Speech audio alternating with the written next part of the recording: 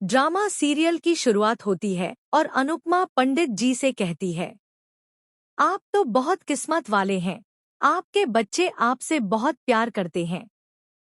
फिर दिखाया जाता है कि माँ तोशु से पूछती है, तुम तो ऑफिस जाते हो, तो फिर तुम्हारी सारी तनख्वाह कहाँ जाती है?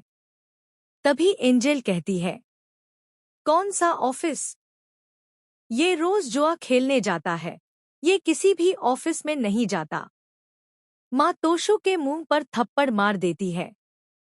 तोशु कहता है, परी बेटा, तुम मेरा यकीन करो, मैं अपना बिजनेस शुरू करना चाहता हूँ। वहीं एंजेल कहती है, ये सिर्फ झूठ बोलता है। मेरी पूरी जिंदगी इसके झूठ सुनते हुए निकल गई। अगर इसने कुछ नहीं कमाया तो तुम इस घर से निकल जाओ।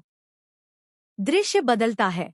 पंडित जी का बेटा घर में आता है और आते ही पंडित जी पर चिल्लाने लगता है, तुम इस जमीन जायदाद पर सांप बनकर बैठे हो।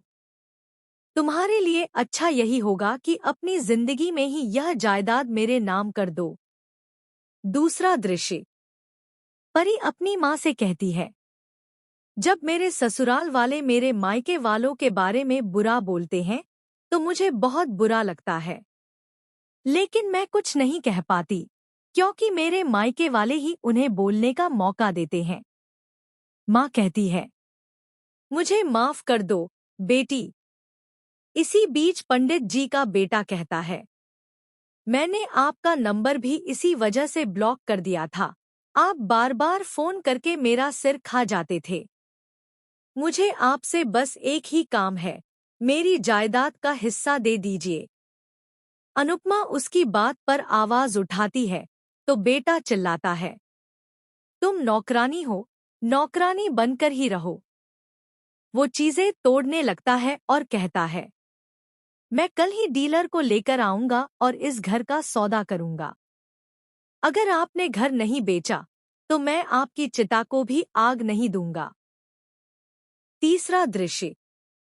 पंडित जी अपने बेटे की बातों को सोचते हुए बेहोश होकर जमीन पर गिर जाते हैं। अनुपमा उन्हें उठाती है और बाहर लाकर ऑटो को आवाज देती है, लेकिन कोई नहीं रुकता। वो उन्हें एक ठेले पर लिटाकर अस्पताल ले जाती है। रास्ते में पंडित जी कहते हैं, अनुपमा, मुझे मर जाने दो। अनुपमा कहती है, नहीं, आप हार मत मानिए, आपको अभी जिंदगी में बहुत कुछ देखना है। जब वो अस्पताल पहुंचती है तो डॉक्टर पूछता है, क्या इन्हें किसी चीज से एलर्जी है? अनुपमा कहती है, मुझे नहीं पता, मैं तो अभी अभी इनके घर में रसोई का काम करने आई हूँ। डॉक्टर कहता है, जल्दी पता करो, वरना इनके लिए अच्छा नहीं होगा। चौथा दृश्य। परी उदास बैठी होती है, तभी राजा आता है और कहता है, तुम कब से यहाँ ऐसे बैठी हो, अंदर क्यों नहीं आ रही? परी कहती है, मैं किस मुंह से अंदर आऊं? पापा की हरकतों की वजह से तो मैं कुछ बोलने लायक भी नहीं रही। राजा कहता है, मैं तुम्हारे लिए कुछ ऑर्डर करता हूँ, तुम सब भूल जाओ। जो होना था हो गया, आगे से मैं तुमसे कुछ भी नहीं छिपाऊंगा। पांचवा दृश्य। राई ऑनलाइन क्लासेस लेती है और कहती है, अगर प्रेम मेरे साथ काम न बांटता तो मैं ये क्लासेस नहीं ले पाती। फिर दिखाया जाता है कि अनुपमा घर लौटती है, पंडित जी की दवाई की शीशी उठाती है और सोचती है, यहाँ कहीं दवाइयों की फाइल भी होनी चाहिए। वो उसे ढूंढने लगती है। इतने में राई कहती है, मैं पंडित जी को फोन करके पूछती हूँ, अगर वो मेरे शहर अहमदाबाद आए हैं तो मुझसे मिले। वो कॉल करती है। पंडित जी का मोबाइल अनुपमा के पास पड़ा होता है। अनुपमा कॉल उठाने ही लगती है कि तभी पंडित जी का बेटा आ जाता है और कहता है, तुम यहाँ क्या कर रही हो? अगला एपिसोड।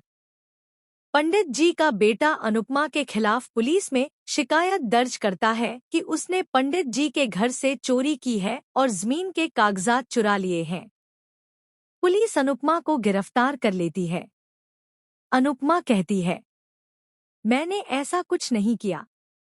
तो इंस्पेक्टर मोबाइल दिखाकर कहता है, तो फिर ये क्या है?